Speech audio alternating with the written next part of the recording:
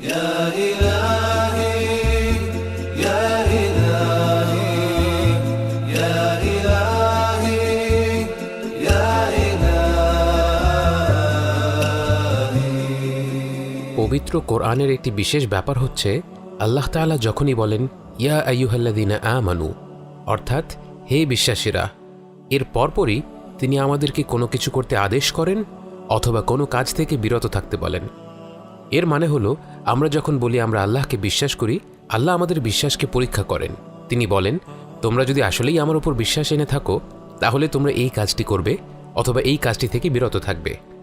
তো আল্লাহ পবিত্র কোরআনে বলেন ইয়া আইয়ুহাল্লাযীনা আমানু ইজতানিবু। এখানে ইজতানিবু শব্দটি ব্যবহার করা হয়েছে, যার মানে তোমরা দূরে থাকো। ইজতানিবু শব্দটির গুরুত্ব আমরা বুঝতে পারবো যদি আমরা লক্ষ্য করি যে আল্লাহ তাআলা আমাদেরকে যখন মদ্যপান এবং জুয়া খেলা থেকে বিরত থাকতে বলেছেন সেখানেও আল্লাহ ইজতানিবু শব্দটি ব্যবহার করেছেন। অতএব আমরা বুঝতে পারি এই আয়াতে আমাদেরকে যেই কাজ থেকে দূরে থাকতে বলা হবে তা মদ্যপান এবং জুয়া খেলার পর্যায়েরই একটি গুরুতর অপরাধ। তো তিনি কি বললেন? কাসীরাম মিনায-যন, মানুষের ব্যাপারে সন্দেহ করা থেকে বিরত থাকো। আমার মনে হয় উনি এই কাজ করেন, ওই কাজ করেন, আমার মনে হয় ও ঘুষ খায়, উনি শুনেছি খুব বদরাগী। এ ধরনের সন্দেহ আমাদের মন থেকে ঝেড়ে ফেলতে বলা হচ্ছে। কেন? ইন্না বা'দা-যন্নি ইসমুন, কারণ নিশ্চয়ই কিছু সন্দেহ অত্যন্ত খারাপ। অর্থাৎ আপনার কিছু সন্দেহ সঠিক হতেও পারে, কিন্তু আল্লাহ আমাদের শেখাচ্ছেন এর থেকেই আমরা আরও অনেক খারাপ কাজে লিপ্ত হয়ে যেতে পারি।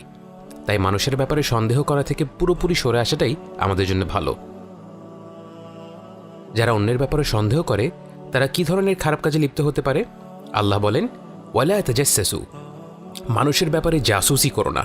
আপনি কারো ব্যাপারে খারাপ ধারণা পোষণ করলেন, আপনার ইচ্ছে হতেই পারে চুপি চুপি গিয়ে দেখে আসি তো অমুক এই কাজগুলো আসলেই করে নাকি। এভাবে মানুষের ব্যাপারে নাক গলানো অত্যন্ত অন্যায়ের কাজ। এবং আপনি যখন অন্য কারো ব্যাপারে নাক গলাবেন, চুপি চুপি তথ্য সংগ্রহ করবেন, আপনার হাতে এমন কোনো খবর আসতেই পারে যা আপনার প্রাথমিক পর্যায়ে সন্দেহগুলোকে নিশ্চিত করে। আপনি বললেন আহা দেখেছ, আমি আগেই জানতাম উনি এমন কাজ করেন। আপনার কাছে এরকম রসালো তথ্য চলে আসলে কি হবে জানেন? আপনার পেটটা এমনভাবে ঘুরঘুর করতে থাকবে যে আপনার সেই কথাটা পেট থেকে বের না হওয়া পর্যন্ত আপনার রাতে ঘুমই হবে না। তখন আপনি কি করবেন? আপনি আপনার ঘনিষ্ঠ কাউকে খুঁজে বের করবেন এবং বলবেন জানো কি হয়েছে, তুমি বিশ্বাস করতে পারবে না, কিন্তু তার আগে তোমাকে প্রমিস করতে হবে তুমি কাউকে এই কথাটা বলবে না। তো তারপর কি হবে? সে আরেকজনকে বলবে জানো কি হয়েছে, কিন্তু তুমি আগে প্রমিস করো যে তুমি কাউকে বলবে না। এভাবে করে সারা এলাকায় আপনার উদ্ধার করা তথ্য নিয়ে একটি রসালো গল্প ছড়িয়ে পড়বে এবং সেই গল্পে হামলে পড়বে অগণিত মানুষ, এবং এসব কিছুই হতে থাকবে যে ব্যক্তির ব্যাপারে মন্তব্য করা হচ্ছে তার পিঠ পেছনে। তাই আল্লাহ বলেন তোমরা একে অপরকে নিয়ে গীবত করো না, খারাপ মন্তব্য করো না।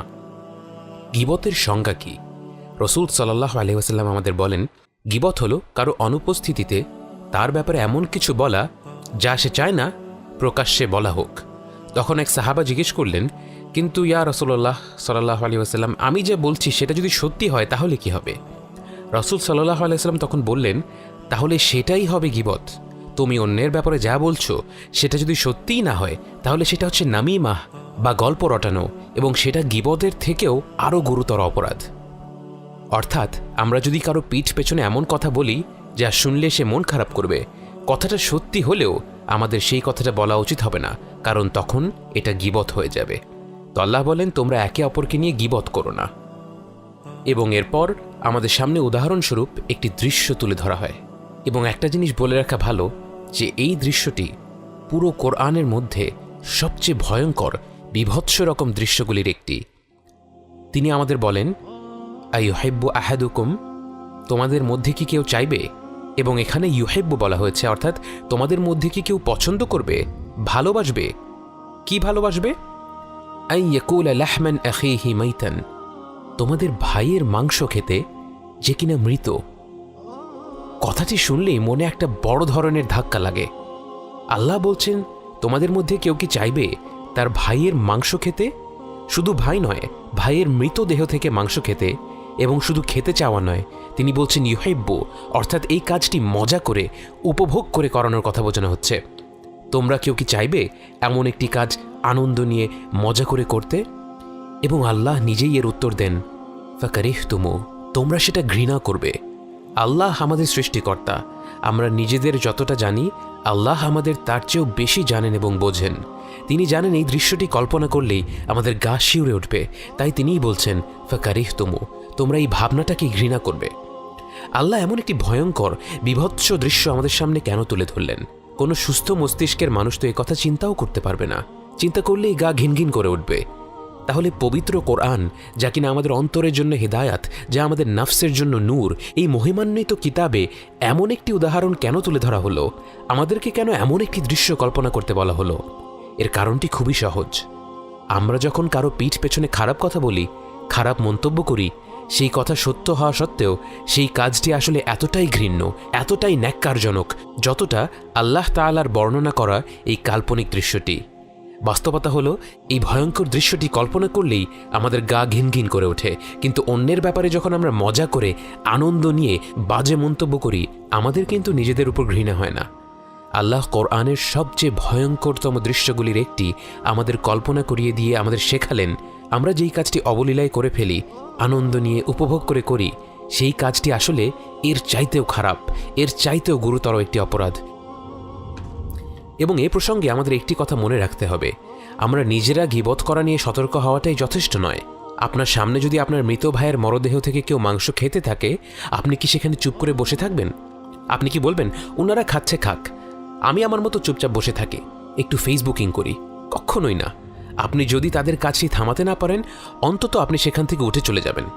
একইভাবে যখন কোনো আসর বা দাওয়াতে, কোনো আড্ডাতে আপনি লক্ষ্য করেন যে এখানে কারো ব্যাপারে গীবত করা হচ্ছে, আপনার উচিত হবে যদি সম্ভব হয় তাদের সুন্দরভাবে সম্মান বজায় রেখে অনুরোধ করা, আসুন আমরা অন্যের ব্যাপারে এ ধরনের মন্তব্য না করি, আমরা অন্য কিছু নিয়ে আলাপ করি। বা আপনি হয়তো নিজে থেকেই গল্পের বিষয়বস্তু বদলে দিতে পারেন। আর যদি এমন অবস্থা হয় যে আপনার তখন মুখ ফুটে কিছু বলা কষ্টকর হবে, বা আপনি কিছু বললে এর উল্টো প্রতিক্রিয়া হতে পারে, তাহলে আপনি আস্তে করে কোনো অজুহাত বের করে সেখান থেকে উঠে অন্য কোথাও চলে যান।